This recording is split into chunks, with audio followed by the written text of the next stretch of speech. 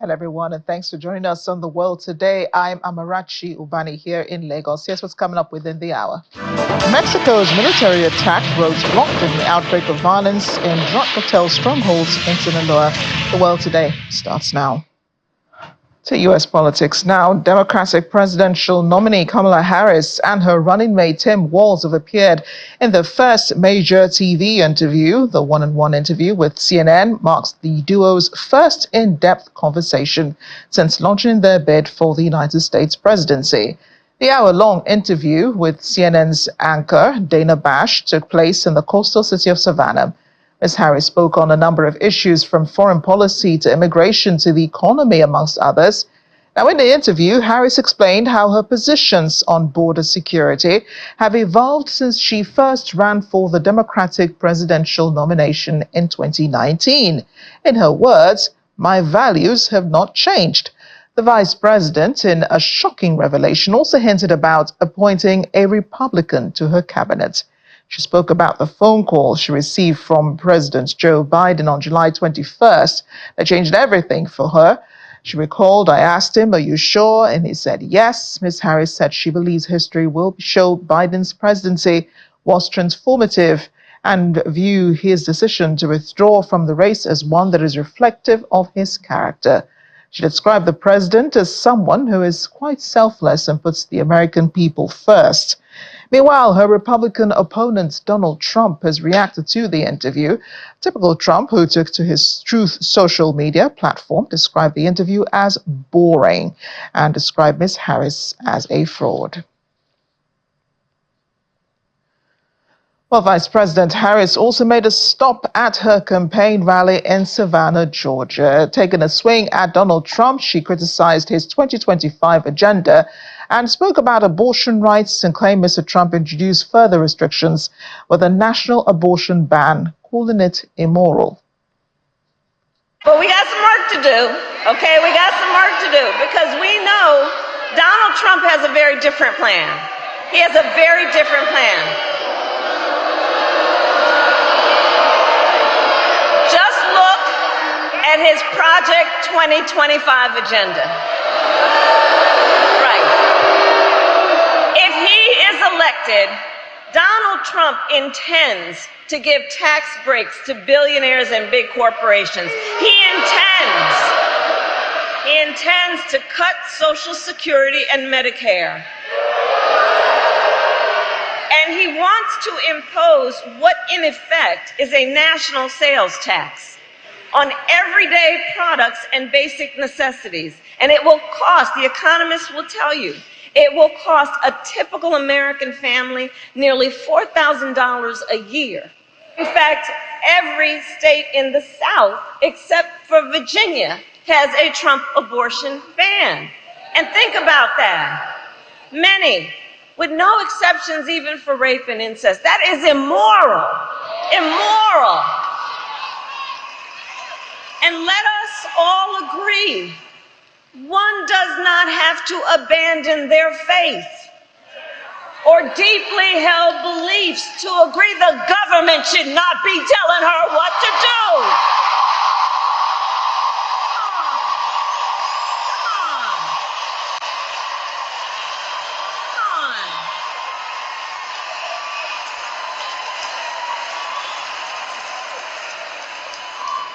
Hold up for a second. Let me just say something. We are fighting for a democracy. Everyone has a right and should have their voices heard. I am speaking now, but on the subject, I will say this. The president and I are working around the clock. We've got to get a hostage deal done and get a ceasefire done now.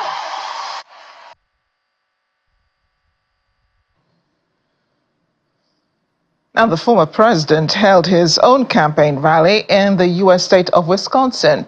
Trump criticized his opponents for the loss of worldwide respect, stating that other countries do not respect the United States anymore.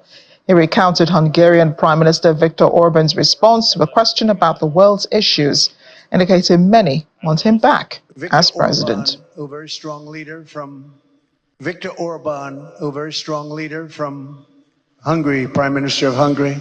They asked him recently about what's the problem in the world. A few years ago, during my time, we had we didn't have Israel being attacked. We didn't have Russia attacking Ukraine. And they asked him, why is it so bad now? The Middle East is on fire. So many places are on fire, and there are plenty places that could very well and very quickly catch on. What's the problem? He said, you have to bring Trump back as president of the United States. You will have no problem. He single-handedly kept things, and it's true. And I could do it with telephone calls by being smart. But literally, he said, you have to bring Trump back. Now, he used a term I wouldn't use. He said everybody was afraid of Trump. You know who was afraid of Trump?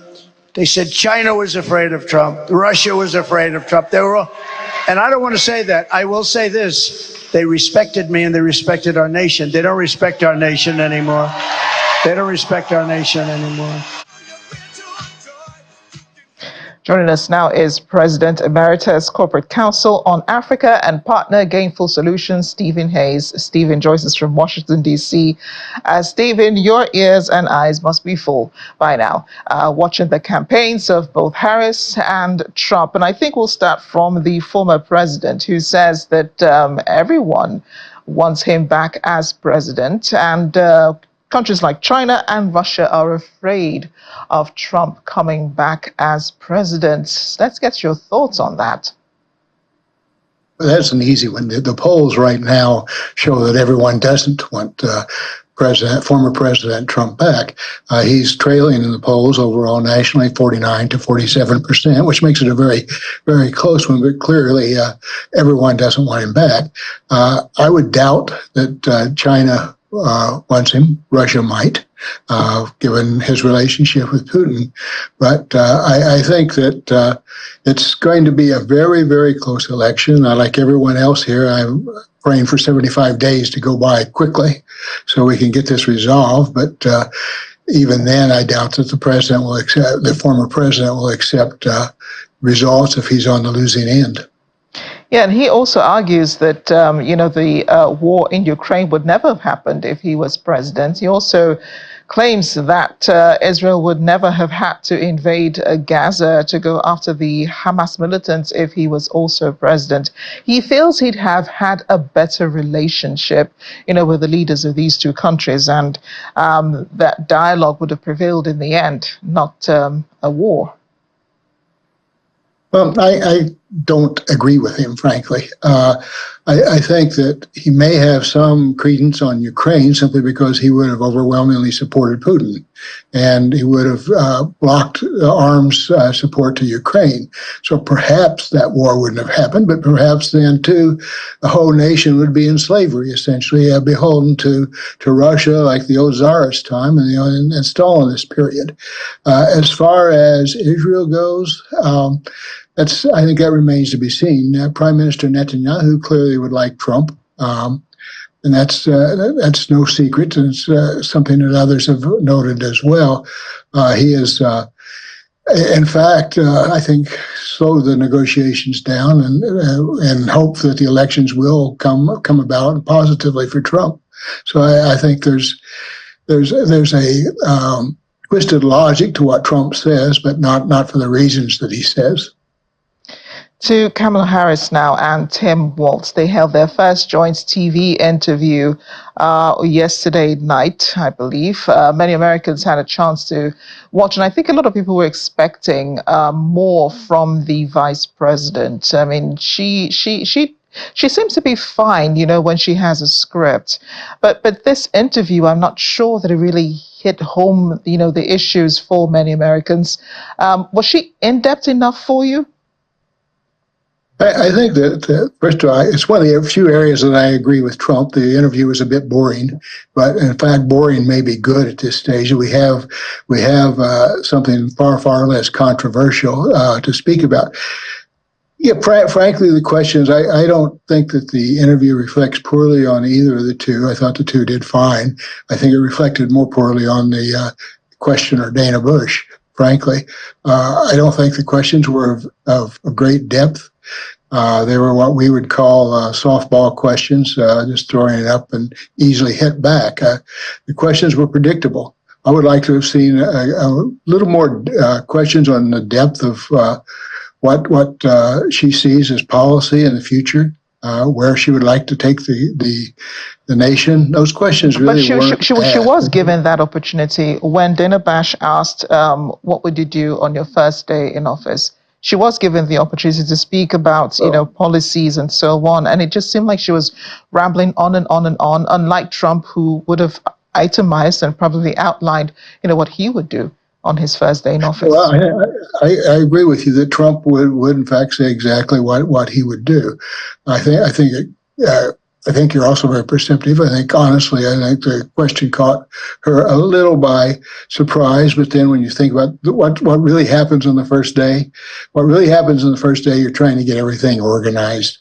You're trying to lay out the structure to be able to operate, quite frankly.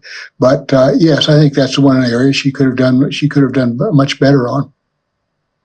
And Tim Walz, he did get his few minutes, of spotlight there. Not sure that he had many talking points. What do you make of the little that he said? I say little because I haven't seen much reaction to what Tim Walz said in the interview. And I think that, the focus was more on Kamala having to, get her to speak on, her policies and her intentions as president. No, as it should be, frankly. She's the one that's going to be setting a policy. The most of the vice presidents in the United States have always walked away saying it's one of the worst jobs in the world, where they really have very little that they can do and have very, very little effect on anybody else. Dick Cheney under President Bush, George W. Bush, might be an exception, but the vice presidents have had very little effect. So I think Walz comforts the middle class more. I think he's more of a down-home person. And you're right, he didn't have much of a chance to talk on policy, but in fact about generally who he is indirectly by bringing up his family. And of course, the military question was brought up, and I think that was very predictable and expected. She did also mention appointing a Republican to her cabinet. You think this is a plan she could follow through? Yes, I do. I think it's fairly easy, even though independent and good-thinking Republicans are harder to find. I think every president of the last, not every president, but most presidents of late have gotten somebody else in the political party. Obama did it, Clinton did it. So I think it's a good idea, frankly, if in fact the best possible person happens to be a Republican and happens to be of integrity, then by all means, why not? I think it's a good idea. We need some more parts coming together in this country. Well, Stephen, thanks again for your thoughts. I'm sure we'll be reaching out to you. We've got more days ahead of us. November 5th is right around the corner, so I'm sure that there will be a lot to talk about. Thanks again for joining us on The World today. Thank you. An honor as usual. Thank you. To Mexico now, where there's been an outbreak of violence in the northern Sinaloa state, home to one of the country's most powerful drug cartels. According to authorities, Mexican military personnel were attacked by gunmen while also setting roadblocks. The assailants also set 2 vehicles on fire with the aim of blocking authorities. While officials did not specify a motive for this attack, there had been fears that a wider violence might break out in Sinaloa following the recent detentions of top Sinaloa drug lords. And new figures show that cyber attacks are doing big damage to Europe's #1 economy. German businesses say that data and IT theft have cost the economy billions. It's one of Germany's #1 trading partners that could be the home base for many of these cyber thieves. For more, we turn to the Deutsche Welle's Cassandra Sant in Berlin. Cassandra, great to see you. What kind of damage are we talking about here? Well, the attacks really range the gambit from data theft to industrial espionage or even sabotage. The survey is by a trade association here called Bitkom, and it found that 80% of German businesses reported being hit by some kind of attack. And it's estimated that the German economy suffered damage of up to 267 billion euros in the last 12 months from acts of industrial espionage and cybercrime. Now, that's up nearly 30% from the year before. The survey found that Russia was to blame for 39% of the attacks, which sounds like a lot, but Russia wasn't even the country where most of the attacks came from. China held that honor, despite being one of Germany's biggest trading partners. Around 45% of companies surveyed said they could attribute at least one attack to China. For example, it was recently revealed that Chinese hackers had spied on German auto giant Volkswagen for years, and that really caused considerable consternation in industrial circles here. And what does this tell us about the economic relationship between Germany and China? The relationship status would definitely be it's complicated. China remains a vital economic partner for Germany. It's almost always a top trading partner for the country. But at the same time, China is recognized by the current coalition government as a rival. Germany's not alone here either. Berlin and many other Western capitals are wary of falling into the trap they fell into with Russia, where there was an over-reliance on one country for an essential product. Now, previously, that was Germany's dependence on Russia for energy. But despite that, Germany's investments in China have actually continued to increase despite government warnings to de-risk the relationship with China. And as we wrap this up, Cassandra, what can businesses do to protect themselves against this kind of espionage?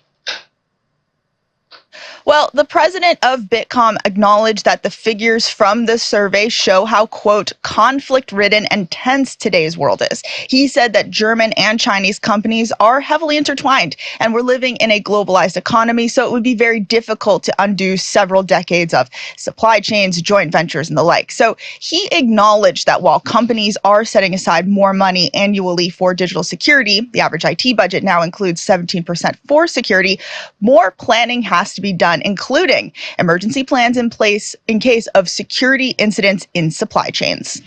Let's head to Sudan now, where at least 31 people have died as flood waters sweep through many communities and villages in the northern region. From the past 2 days, many people have lost loved ones in their homes. Heavy rain and flooding across Sudan this month has impacted more than 317,000 people, according to officials. Of those impacted, 118,000 have been displaced, exacerbating one of the world's biggest displacement crises due to the ongoing war in the country. Tuesday marked 500 days since Sudan plunged into war after fighting broke out between the Sudanese Armed Forces and the Rapid Support Forces, or the RSF. Meanwhile, the United Nations Deputy Secretary General Amina Mohammed is calling for an increase in international aid to Sudan as the country opened a key border crossing to facilitate humanitarian access. Mrs. Mohammed was on a one-day visit to Port Sudan, holding talks with Sudanese military leader Abdel Fattah al-Burhan and other officials. The discussions focused on the escalating humanitarian crisis in Sudan and the urgent need to expand aid delivery channels. The United Nations Deputy Secretary General, Mrs. Amina Mohammed, arrives the airport in Port Sudan and is welcomed by the Sudanese women and government officials who gift her flowers. Accompanied by Ramtani Lamara, the personal envoy for Sudan, as well as the resident coordinator for Sudan, Clementine Nkweta Salami, and senior officials from the World Food Programme, UNHCR, and UNICEF, Mrs. Amina Mohammed is here in the Red Sea state of Sudan to press for more focus on strengthening humanitarian efforts in the country. The visit has been at the opportunity of the government opening up the border in Adre. The humanitarian task that we have in Sudan has been very big. It has been one that we have been consistently supporting the government to try to address the crisis in the country. The many atrocities that we have seen visit upon men, women, children especially. And for that, we wanted to come to speak and to support the government in keeping that border open and aid to the people that need it most across the country. But in this particular case, this new opening gave us another opportunity. The Deputy Secretary General also says the objective of the visit is to bring to light the magnitude of the crisis in Sudan and to ensure aid reaches those in need.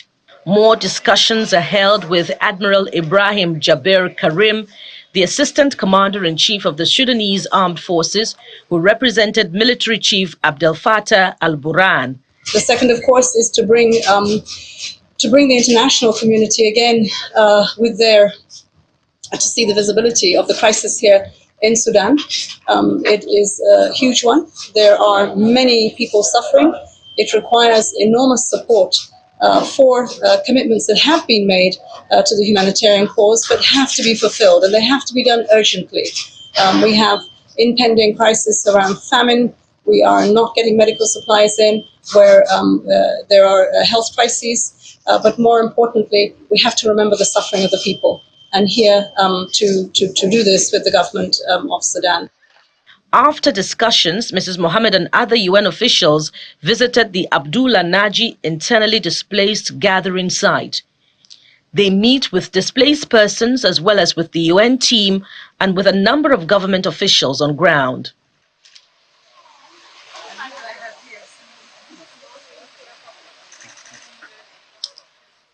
The United Nations estimates that over 20 million people in Sudan, nearly half the population, need humanitarian assistance.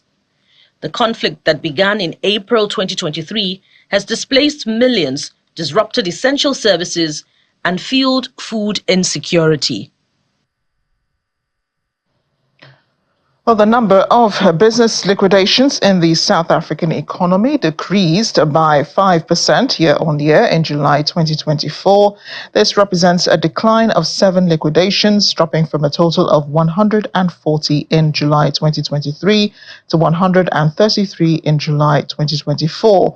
One of the 133 liquidations recorded in 2024, 13 were compulsory liquidations, while 120 were voluntary liquidations.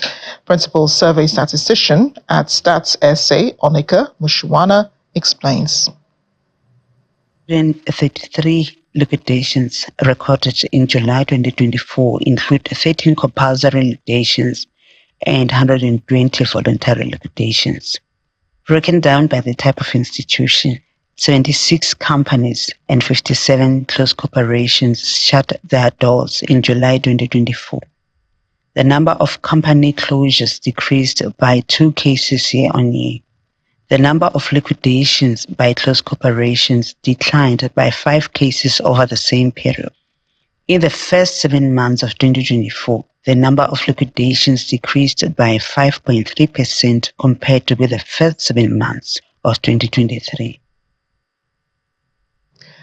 Well, here in Nigeria, the Anambra state government is nurturing the next generation of technology innovators through digital skills development. The Solution Innovation District, SID, is holding a teens digital bootcamp in 4 locations of the state, providing hundreds of teens and children a variety of web skills. It's a government-backed agency that caters to the training of innovators and entrepreneurs in Anambra State. It's a revolutionary vacation program tagged the SID Teens Digital Boot Camp, held in 4 locations of the state for teens and children aged between 9 and 17 to learn essential digital skills at no cost. The program is handled by Solution Innovation District SID, the agency of the state government that caters to the training of people on ICT, innovation and business incubation.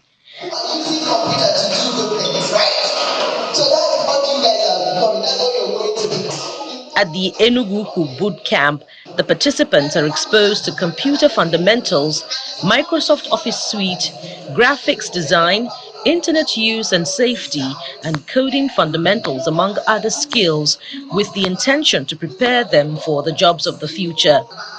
If you know anybody that is having a wedding or traditional marriage or doing a burial in your place, you can design your flyers and they pay you. Do you know that's what it means?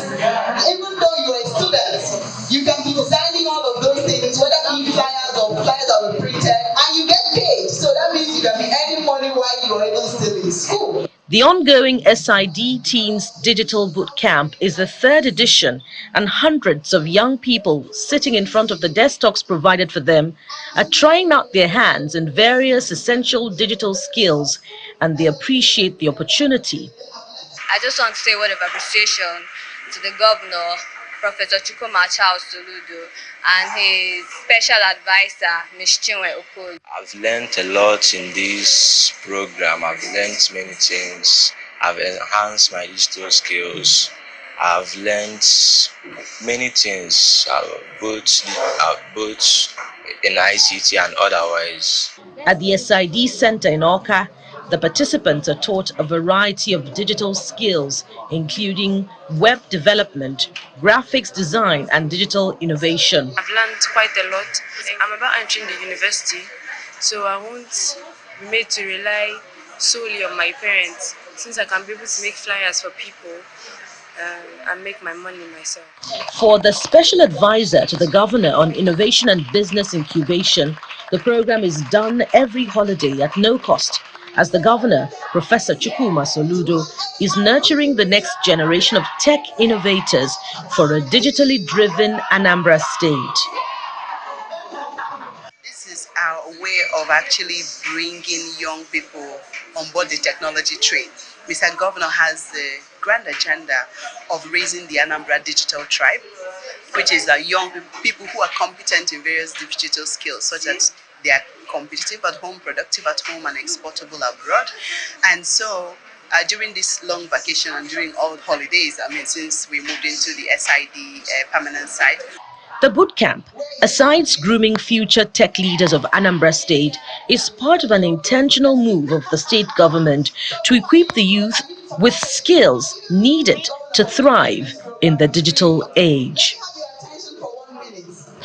Finally on the program, we're back in Mexico, where residents in Tepeji municipality witnessed the unveiling of a huge city name sign this week, with some comparing it to the world-famous Hollywood sign. The newly installed letters, which read Tepeji, measure 15 meters in height atop a hill in the town of Palo Grande. According to officials, the signs are taller than the Hollywood letters by 1.3 meters, making it hard for the 100,000 drivers who ply the route daily to miss. The Mexico-Querétaro highway, which connects Mexico City to multiple Mexican states, is one of the most traveled highways in central Mexico. The Tepeji sign is intended to be the jewel in the crown of a major tourism strategy. The municipality's mayor expects the $278,000 sign to attract visitors, but the new sign has sparked debate among locals, with some expressing skepticism about the cost, suggesting the money would have been better spent on local infrastructure improvements. And that's the world today. Thanks for watching. I'm Amarachi Ubani.